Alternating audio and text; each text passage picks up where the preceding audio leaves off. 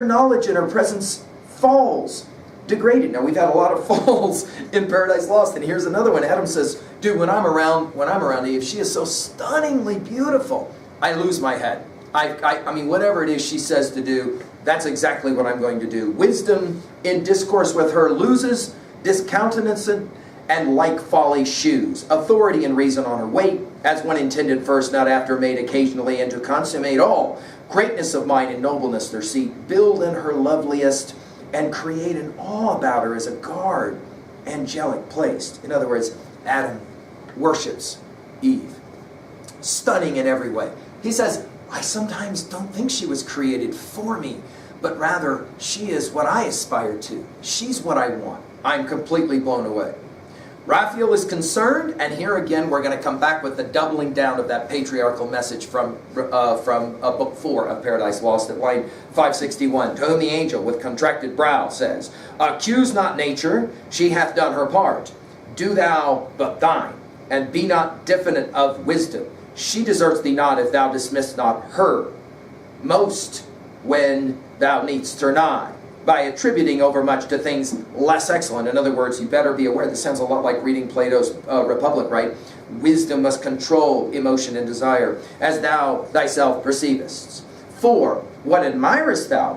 What transports thee so? An outside, fair no doubt, and worthy well, thy cherishing, thy honoring, and thy love, not thy subjugation. So here the establishment again of the patriarchy. Yes, Eve is drop dead gorgeous, however, you are above her because you have more reason, and therefore watch out. Weigh with her thyself then value. Oft times nothing profits more than self-esteem, granted on just and right, well managed.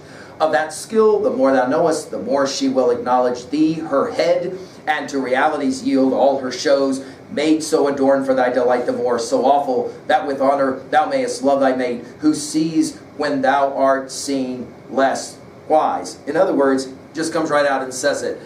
Your job is to control your woman, and you better control her using reason, because she doesn't possess reason. And you get the sense, of course, why Milton will have Eve leave the discussion than earlier in the book. And then you have an interesting conversation at 594 and following about the differences between love and lust. We will think, of course, about those distinctions we made in earlier lectures with Sonnet 116, Shakespeare's Sonnet 116, and the differences between the two. Finally, at line 633, at the very conclusion of this, Adam, of course, kind of tries to change the subject by asking about how angels have sex, and Raphael's not very interested in having that conversation, and so at line 633, he finishes, be strong, live happy, love.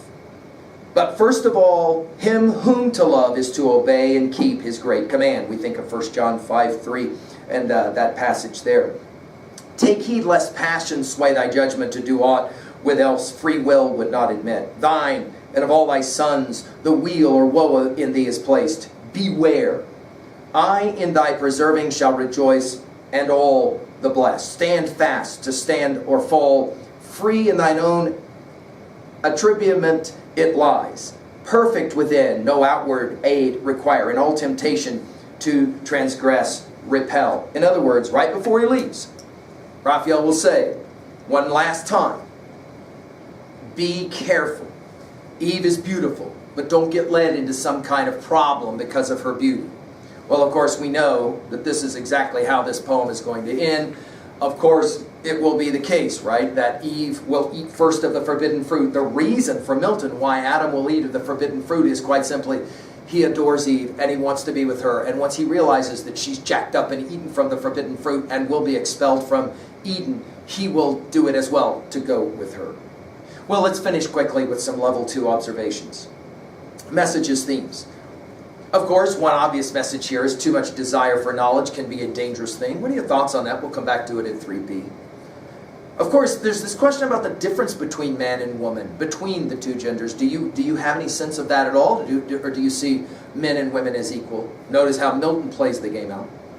Of course, this difference between love and lust, this is an interesting one that we play with. Of course, Plato's Symposium, as we've mentioned, come to mind. Sonnet 116, let me not to the marriage of true minds admit impediments. Love is not love which alters, when an alteration finds or bends with the remover to remove. That notion that eternal love looks on tempests and is never shaken. It's the star to every wandering bark. It's not time's fool. Let's talk about level 2B really quickly in rhetoric. Again, notice, when you read this book, it does read like a Platonic dialogue where you have the two interlocutors. Of course, the Socratic voice is the voice of God, where God is asking questions to lead Adam ultimately to ask the right question, we might say. Right? Of course, the idea of testing Adam is an important part as well of this dialogue, and that test through the rhetoric leads to the creation of Eve. Notice as well we have these different views of the ways in which characterization is built. So that Adam has one view of the creation, and Eve had a different kind of understanding of the creation. When she saw Adam for the first time, she was kind of repulsed by him, which is why she looked away. Adam sees it as she is trying to be seductive, and that's why she's looking away from me and walking away. In other words, she's born with these sensual abilities to be attractive to him. At level 3A, the comparisons to other texts, we've already mentioned Plato's Symposium, and this idea about when Adam sees Eve, it's like you complete me. It's like the two souls, two parts of a soul become one. Again, the double down, we should point out from Book 4, and the ways in which we begin with this notion of the patriarchy is represented in Book 4, and it comes to its fruition in Book 8, when Raphael basically says, if you don't control your woman, something bad is going to happen. Blaming again, of course, all of the bad things that happen on Adam's inability to control his wife. When we read Genesis 3, we'll get to it obviously in Book 9, the curse on Adam is not because he ate from the forbidden fruit, but what? You're right, because he listened to his wife.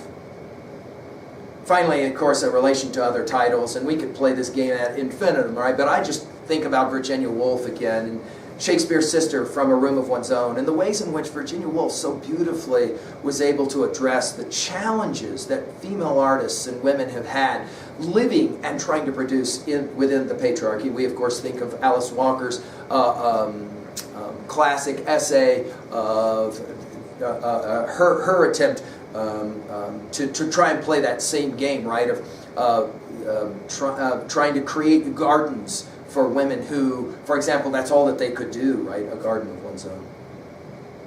Finally, at 3B, how do you relate to this to yourself? How do you feel about the patriarchy? What's your view on it? Is it of use, for example, that we have gender distinctions that are made? Or do you see that as something of an older time which finally needs to be let go of completely? Do you like the idea that deity is testing? And of course, this is something that the Greeks in their mythologies played with as well, that Zeus is constantly testing, right, to try and prove. We think those opening lines, right, of the first time we meet Odysseus in the Odyssey 5, right? And he's asking Zeus almost, why is this terrible stuff happening to me? We think about the book of Job, don't we? How about this idea that too much knowledge is a dangerous thing? Has too much knowledge ever been bad for you? This is that distinction we make in our conversations about Blake, songs of innocence, songs of experience. How do you balance all that? Well, we're finished now with part 2 of Paradise Lost. That is to say, books 5, 6, 7, and 8. And now we move to books 9 through 12 into part 3 of Paradise Lost. We know what's coming because we've read Genesis 3, yes? Book 9 will be what's coming. And it's of course going to be everything we predicted and more, but Milton is going to take that Genesis 3 story and he is going to now turn it into some of the most beautiful poetry of all of Paradise Lost, and of course the fall. Although the word fall is never actually used in Genesis 3, the introduction of sin into the world, although the word sin is never used in Genesis 3. We'll come back to it. Let's go there next. Thank you.